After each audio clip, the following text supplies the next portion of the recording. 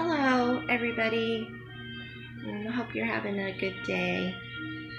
Hope you had a good Easter Sunday with your family.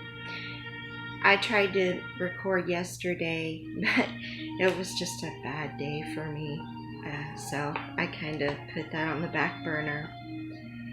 But I wanted to go ahead and move forward the next part of my childhood after my mother left my father.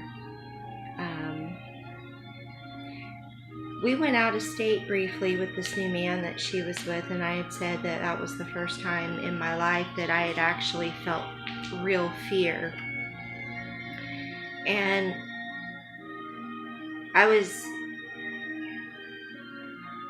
obviously, I think I was suffering from depression. Can children suffer from depression? Absolutely, they can. But we ended up living in another town in Ohio, not too far from where my dad lived, in Fairborn, and we had an apartment there. And I remember being very lonely, and I spent a lot of time outside alone and running around. And I guess back then in the 70s, parents didn't worry as much as they do today about that kind of stuff, but I was alone a lot. I remember my mother crying a lot. I remember a lot of fighting. I remember my mother being hit for the first time in this apartment we lived in here. Piecing all of this together right here in this time frame, it's really hard for me. I found this to be a huge challenge for me. It was so crazy, and I was all over the place. And being such a small child and having all these bits and pieces of memory, I'm assuming from the age 6 to 7 that it felt like 5 years of my life had gone by. So many things had happened to me. But I remember just being very sad and holding my dad's Air Force photo from Vietnam and crying and feeling incredibly lost.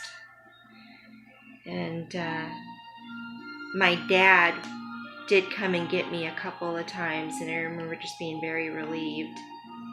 And he still lived in the same house that him and Mom and I lived together and had all those wonderful memories. So anytime I would go with him, I still have dreams about it sometimes, even now, that me and my dad are together in that house.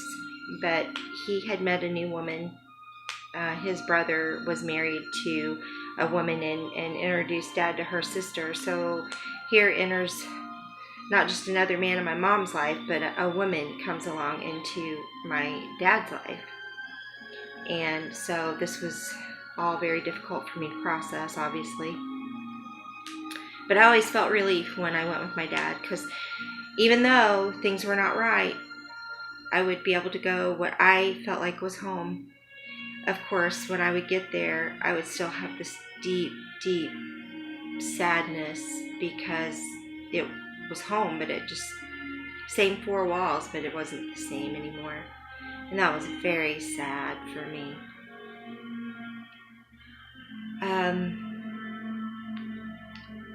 So we took a trip, Mom and I and her new,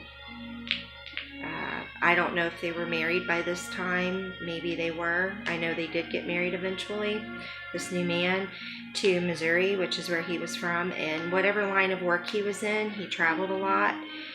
And we went to his mother's house to stay. And I remember her and Lonnie is the new man's name. Lonnie and her were into a very bad fight. I remember my mother grabbing me, and it was in the dead middle of winter. Snow was piled up, and I remember it was nighttime, and it was just very cold. And my mom was crying and dragging me through the snow, and I remember us falling down and all of the adrenaline and here comes this chaos into my life.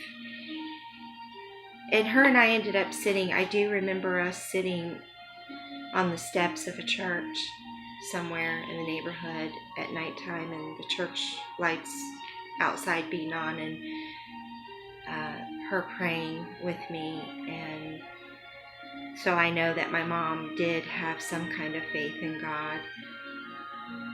And I don't remember much else after that. We must have went back. But after that incident, I remember my mother had this horrible, absolutely horrific gash. It was bruised all around, deep, horrible cut. And she told me that she had gotten that from us falling in the snow that night. And you and I both know that's not what really happened. And my mom was put into a hospital for that. I didn't understand that at the time. I just thought my mom was sick and in the hospital to get well. And I remember a caseworker coming to get me, taking me to see my mother in the hospital. And I did, and I remember visiting her that day, and I remember she had her hair rollers in. Back then, when my mom came up, they used the old curlers and clips for their hair. And I remember her smiling at me. I remember being relieved to see her. And I didn't know Lonnie. I didn't know his family. I was so little. And after we left there, I remember I was very, very sick. I was throwing up, nauseated. I don't know if it was my nerves or the flu. I don't know. And I remember the lady that drove me had sort of a Captain and Tennille, if you remember them. The lady had that haircut that, yeah, she had that. I remember that for some reason. That sticks out in my mind. And she drove me to a foster home.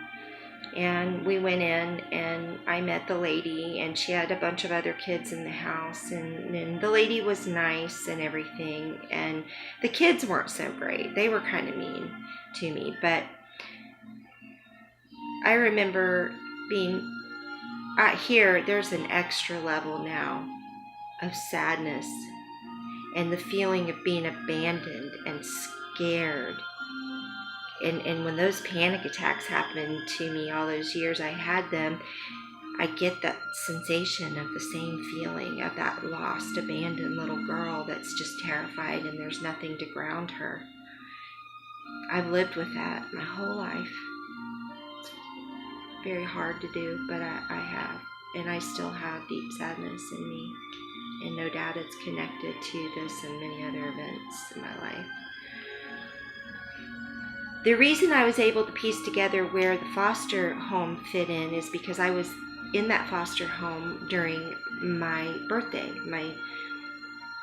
It could have been my 6th birthday. I was trying to think, but I was so small, and so all these things were going on, and it's really hard. But I want to say I'm pretty sure it was my 7th birthday.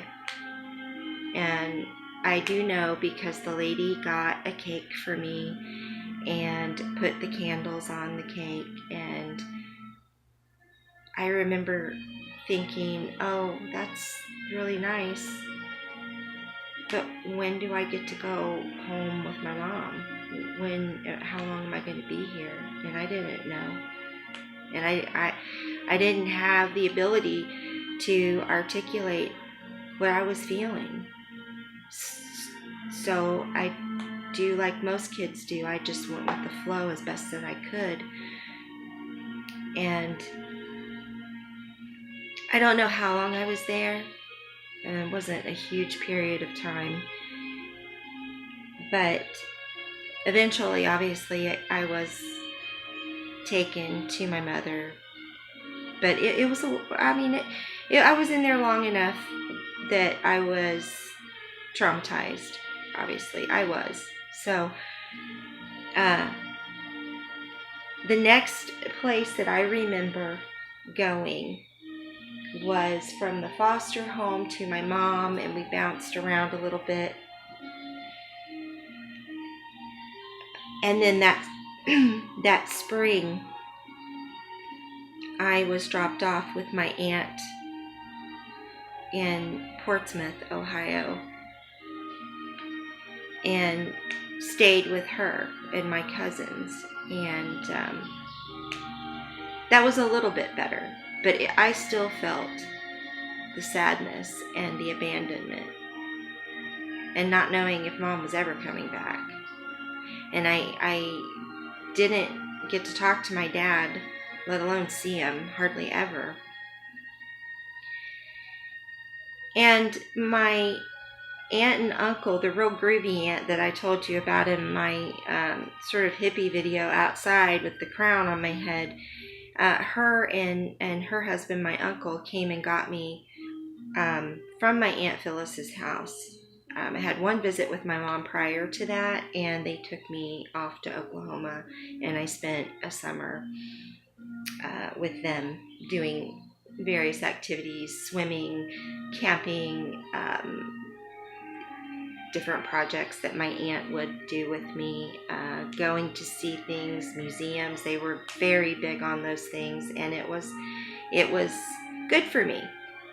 But at the same time, I'm still reeling from all these events in quick succession, and my little mind and spirit just couldn't. I had no time or no one, to help me through that stuff.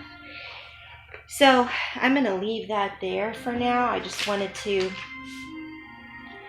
go ahead, because I'd been putting it off doing this video in this area of my life where it starts to get really, really confusing and messy, and it'll stay like this and worse. But the older I get, the better I am at remembering and being able to put the pieces together. So anyway, I just want to tell you that you are worthwhile. You matter. Your story is important. Your truth is important. And you are definitely not alone.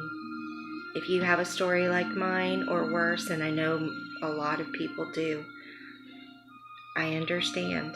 I really, really do. I get it. And until next time, take care of yourself.